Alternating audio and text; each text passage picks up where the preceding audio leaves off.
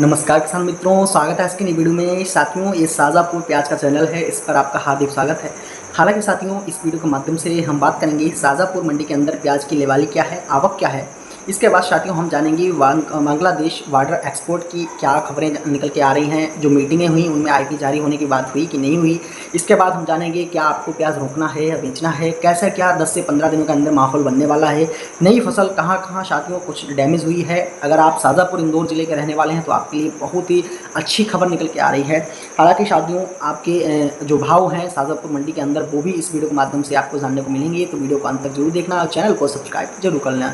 चलिए साथियों, पहले आपको आपके बताते हैं। साथियों, आज की जो आपके हैं लगभग आप 15,000 कट्टे प्लस ही माने चलिए, और साथियों 20,000 से नीचे ही हैं, क्योंकि कोई भी यूट्यूबर आपको करेक्ट जो आवक है वो नहीं बता पाता है। क्योंकि साथियों गाड़ियाँ लगती हैं अड्डियों पर, उसकी जो आवकों के बारे में जानकारी है वो शाम 5 बजे ही ज़्यादा साथियों कवर हो पाती है।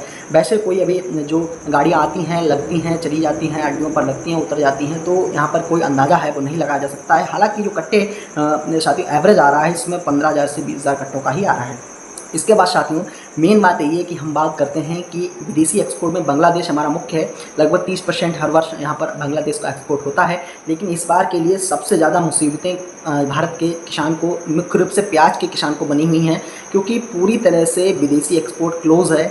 और साथियों यहाँ पर सरकार की भी कुछ गलती है और कुछ गलती यहाँ पर बांग्लादेश साथियों जो एक्सपोर्ट व्यापारी हैं उनकी भी है। साथियों बात करेंगे आईपी क्यों नहीं जारी हो रही है। साथियों आईपी जारी होने का मुख्य कारण यही है कि 20% का निर्यात शुल्क भारत लगा रहा है साथियों निर्यात पर। तो यहाँ पर उपभोक्ता मंत्रालय बांग्लादेश का और हमारे भारत का उपभोक्ता मंत्रालय, यहाँ पर दोनों के विचार हैं वो आपस में नहीं मिल पा रहे हैं। सीधी सी बात साथियों, अभी तो मीटिंग में कोई भी निर्णायक फैसला है वो नहीं आया है कि हमें किस साथियों कितने कट्टों की और कितने ट्रकों की यहाँ पर जो आईपी जारी करनी है। लेकिन यहाँ पर होशंगाबाद देख लीजिए, चाहे यहाँ पर सोना मसूद वाटर देख लीजिए, कुछ ना कुछ 1 से 2 ट्रकों का ही एक्सपोर्ट बन पा रहा है। लेकिन साथियों यहाँ पर एक्सपोर्ट चाहिए लगभग 200-300 ट्रक रोजाना, तो यहाँ पर कुछ ना कुछ तेज़ी देखने को मिल सकती है।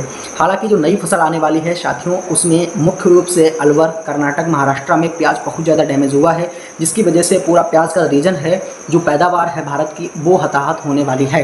हालांकि साथियों यहाँ पर जो फ़ायदा होने वाला है वो मध्य प्रदेश के मुख्य रूप से शाजापुर और इंदौर के किसानों को होने वाला है, क्योंकि एक बड़े यहाँ पर उत्पादक दोनों ज़िले हैं। अगर साथियों यहाँ पर भारत के अंदर कम पैदावार होती है तो ये दोनों ज़िले हैं बहुत ज़्यादा पूर्ति करने वाले हैं। हालांकि साथियों यहाँ पर अगर साथियों अलवर में भी देख लीजिए, चाहे महाराष्ट्र में देख लीजिए, चाहे यहाँ पर कर्नाटका में, आंध्रा में देख लीजिए, कुछ ना कुछ प्याज का रीजन है हताहत हुआ है। लगभग 16 जिलों में प्याज महाराष्ट्र के अंदर डैमेज हुआ है। तो यहाँ पर मुख्य रूप से जो नई प्याज की फसल आने वाली है वो पिछले कुछ साथियों सीजन से कुछ ना कुछ यहाँ पर कम उत्पादन उसका होगा। तो मार्केट जो हमारी भारत की मार्केट है प्याज की, यहाँ पर सीधा सीधा असर मध्य प्रदेश के किसानों की तरफ पूरा देश देखेगा और मध्य प्रदेश के किसान पूरी तरह से पूर्ति भारत के अंदर करेंगे। हालांकि साथियों अगर थोड़ा सा भी यहाँ पर एक्सपोर्ट बन पाता है तो कुछ ना कुछ किसान भाइयों को नए पुराने जो प्याज है उस पर राहत देखने को मिलेगी। हालांकि अभी आईपी की कोई भी जो खबर है वो निकल के नहीं आ पा रही है। अब अभी साथियों कोई भी पूरी तरह से दोनों सरकारें चुप बैठी हैं, ना साथियों प्याज निर्यात की बात हो रही है ना आयात की बात हो रही है।